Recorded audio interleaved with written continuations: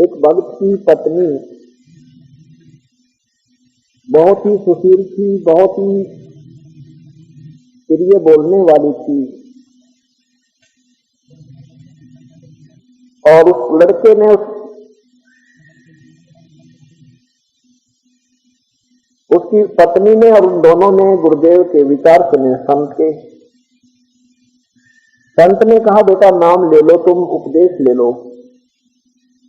अब उस दोनों ने संत के विचार सुने, उपदेश ले लिया। उपदेश तो ले लिया, लेकिन वो जो व्यक्ति था, वो लड़की तो खूब श्रद्धा से लगी भक्ति कर। 3 वर्ष के बाद वो लड़की की मृत्यु होगी, उसकी पत्नी की मृत्यु होगी बीमार होकर के। और वो उसका पति जो था, वो लड़का, वो भगवान को कम और उस लड़की को ज्यादा चाहता था। और वो कहती थी कि आप भक्ति करो, परमात्मा ने याद करो। गुरुदेव क्या क्या शिक्षा देते अपने को, लेकिन फिर भी वो उसकी श्रद्धा प्रभु में नहीं बन पा रही थी। उस लड़की की मृत्यु होगी। मृत्यु होगी तो गुरुदेव के पास गया, कहने लगा गुरुदेव, यानी गया नहीं सरोवर के दूसरों के कहने से और सत्संग भाइयों से कहने से, भाई चल तुम सत्संग में चल। बोला क्या लूंगा सत्संग में, क्या रखा मेरा सत्संग में। और अब मुझे तो अब कोई विश्वास नहीं रहा किसी पर। उन्होंने कहा भाई कोई बात नहीं, परमात्मा के चरणों से दूर होने से तो हानि है, लाभ तो होगी नहीं। पर नहीं, काफी दिन के बाद वो फिर चला गया। संत ने कहा, बेटा तू भक्ति ना छोड़, और परमात्मा के चरणों में जो हुआ इसको होने दे, इसमें होने में तेरा हित है। अब वहां तो नहीं बोला, बाहर आके कहता, बता भाई इसमें भी क्या हित है। मेरी पत्नी चली गई जिसको मैं सबसे ज्यादा चाहता था, अब मुझे तो जीवन आसार लग रहा है। फिर भी जैसे तैसे वो सत्संग में आता रहा, सत्संग सुनता रहा, विचार सुनता रहा। 1 वर्ष के बाद उसको उसकी पत्नी दिखाई दी। उसने कहा कि मैं पुनर्जन्म प्राप्त कर चुकी हूं, मेरी चिंता मत करो आप। और आप जो है मेरे को, अगर मैं जीवित रहती तो तू भक्ति नहीं करता 7 जन्म भी। अब तेरा जीवन सुधर गया, अपना भगवान बदले बावले।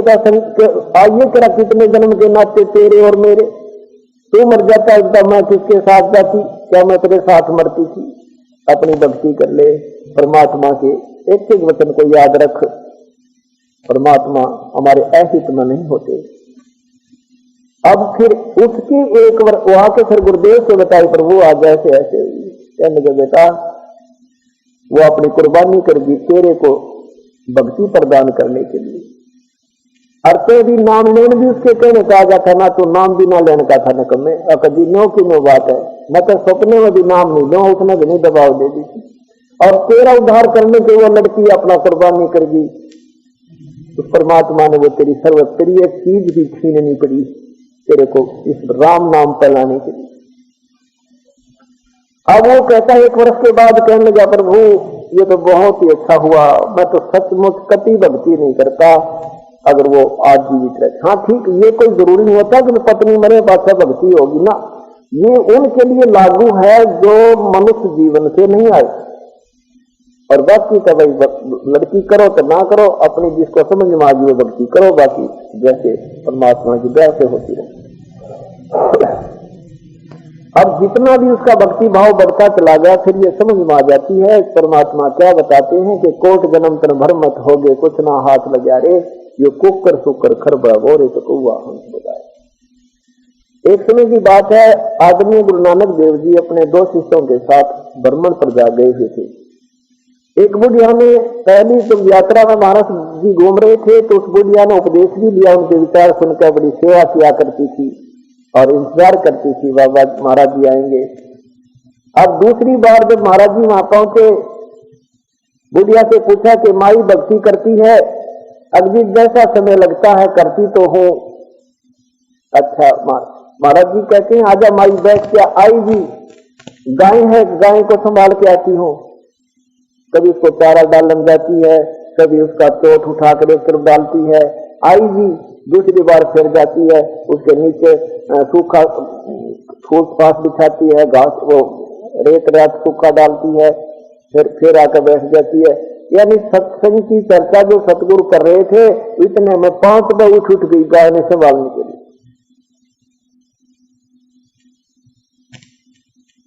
सुबेरा उठ सुबह सतगुरु जब चलने लगे गुरु नानक देव जी, कहने लगे माई भगवान करे तेरी गांव मरियो। हमारी के मुंह का ना देखा गांव में प्यार करेगा गना, गऊ को तो बहुत प्यार कर रही थी कि रब करे तेरी गांव मरियो। उठ और नो कह कर चल पड़े। अब शिष्यों ने सोचा गुरु जी जैसे रो काट दिया गया, इतनी सेवा करे थी, और इसको ये आशीर्वाद दे दिया कि रब करे तेरी गांव मरियो, या अगली बार टूक देना बुढ़िया गई दड़काया देता है। वो तीसरे चौथे दिन गाय बीमार होगी, वह गऊ मर गई। अब पड़ोसी से विदा होते थे संत, तो और भी पड़ोसी खड़े थे, कहने लगे ले लिए चिंडे करके सेवा गुरु गुरु करी थी, तो बदुआ देगा तेरी गांव मर गई। अब बुढ़िया बोली, क्योंकि उसको सत्संग सुन रखा था, विश्वास था उस माई को, कहने लगी भाई नो ना को मेरे गुरुदेव के बारे में तुम के जानो इस महिमा को, उन्होंने जो मुझे दिया ना वो बद्दुआ नहीं मेरे लिए आशीर्वाद ही होगा। बुढ़िया ने 2-4 दिन का दुख आया, फिर भक्ति में लग गया अपनी डट के, और फिर जो आनंद आया उसको पीछा छुटवा दिया। बता 70 साल की बुढ़िया, 60-65 साल की बुढ़िया, और इतनी गाय पाल कर खेती नहीं थी के अब 2 दिन का जीवन भक्ति करी को ना ली, और ज्यादा समस्या में पा दे दिया था। 1 वर्ष के बाद फिर संत गए, बुढ़िया चरणा में पड़ रहे न कह भगवान आपने तो मेरी जमा कति निहाल कर दी, ना तो वह उस गांव जो मैं मरे दूं वह गांव नहीं छूटा मेरे, वो गाय से पीछा नहीं छूटना था, ना मेरी भक्ति बन पावा थी प्रभु। उस दिन के बाद इस आनंद आ रहा है, 2 रोटी आपने दे रखी है, बच्चे बढ़िया हैं बड़ा, मैं तो और न्यारी बांध कर बैठी कर उन बच्चों के साथ झगड़ा करके अब उन पर प्यार देती हूँ, उनका प्यार वो बड़े वहीं से 2 रोटी बढ़िया मिल रही है, और बल्कि आपकी दया से बच्चे भी ठीक बोलने लगे और मेरा गुजारा हो जाता है। तो कहने का भाव ये है कि परमात्मा अगर हमारे लिए कोई झटका देता है तो उसमें हमने बहुत सावधानी बरतनी चाहिए और उसका विचार करना चाहिए बहुत गहराई से। अब कागभूषण अपनी कथा सुनाता है गुरुदेव के पहले के जो जीवन मेरे मनुष्य के मैंने बर्बाद कर दिए वो तो गिनती नहीं, और ये भी बर्बाद हो जाता है या चोट मेरा ना लगती, ये मेरा परिवार मेरे सामने आंखों के सामने विनाश को प्राप्त नहीं होते, तो मैं भक्ति नहीं करता।